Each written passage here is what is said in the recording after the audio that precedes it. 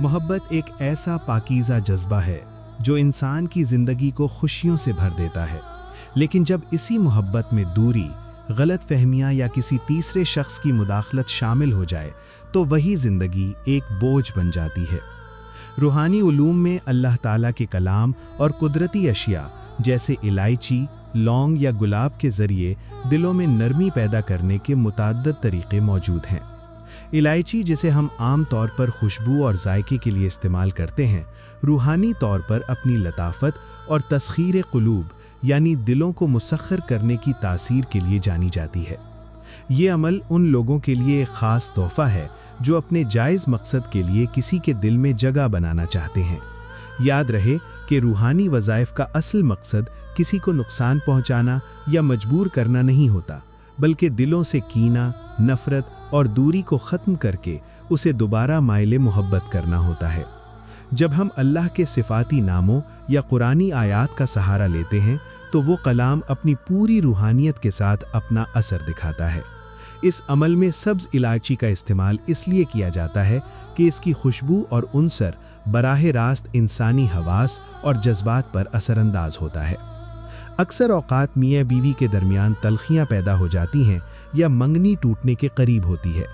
ऐसे में सब्र और दुआ के साथ साथ अगर इस तरह के मसनून और रूहानी तरीक़े अपनाए जाएं तो बिगड़े हुए मामलात संवर सकते हैं। इस अमल की कामयाबी का दारोमदार आपके पुख्ता यकीन, नीयत की सफाई और 5 वक्त की नमाज की पाबंदी पर है। अगर आपका मकसद सच्चा है और आप निकाह की नीयत रखते हैं तो ये 3 इलायची वाला अमल तकदीर बदलने की ताकत रखता है।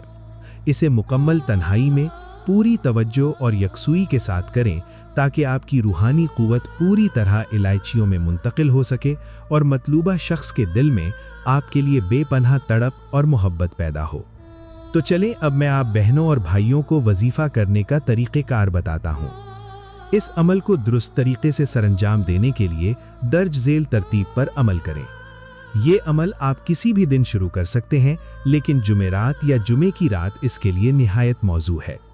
वक्त इशा की नमाज के बाद का होना चाहिए जब हर तरफ खामोशी हो, जगह पाक साफ हो और आपकी सिमत क़िबला रू यानी आबा की तरफ हो। 3 अदद सब्ज़ और साबित इलायचियाँ जो कहीं से टूटी हुई ना हो। सबसे पहले ताज़ा वुज़ू करें और 2 रकत नमाज नफल हाजत की नीयत से पढ़ें। अब तीनों इलायचियों को अपने दाएं हाथ की हथेली पर रखें और उन पर हल्का सा इत्र लगा लें। 11 मरतबा दुरूद इब्राहीमी पढ़ें। इसके बाद अल्लाह ताला का ये इस्म मुबारक या वदूदो या लतीफ़ो को मिलाकर 313 मरतबा पढ़ें। दौराने तिलावत अपने महबूब का तसव्वुर पुख्ता रखें, गोया वो आपके सामने मौजूद हो।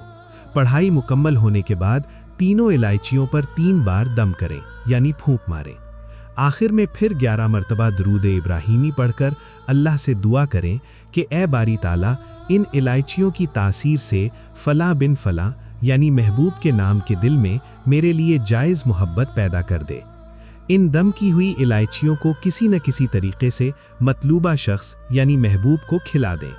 अगर खिलाना मुमकिन ना हो तो इन्हें किसी मीठी चीज़ जैसे चाय या शरबत में उबाल कर उसका पानी इन्हें पिला दें। अगर ये भी मुमकिन ना हो तो इन इलायचियों को किसी पाक साफ कपड़े में लपेटकर अपने पास रखें या महबूब के गुजरने के रास्ते में मिट्टी में दबा दें। इंशाअल्लाह ताला जो शख्स आपकी तरफ देखता भी ना हो, जो शख्स चाहे आपसे मोहब्बत करता हो या ना करता हो, इंशाअल्लाह ताला वो सब कुछ छोड़कर आपके पास आएगा।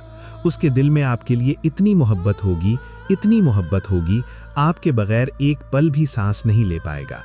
आपके कदमों में होगा, जैसे आप चाहोगे वैसे ही करेगा। ये अमल सिर्फ जायज़ मोहब्बत और निकाह की नीयत के लिए है। ख़वातीन मखसूस अय्याम में ये अमल ना करें। दौराने अमल किसी से बातचीत ना करें और राज को पोशीदा रखें। अब मुझे इजाज़त दें, फिर मिलेंगे एक खूबसूरत से वजीफ़े में। तब तक के लिए अल्लाह हाफ़िज़।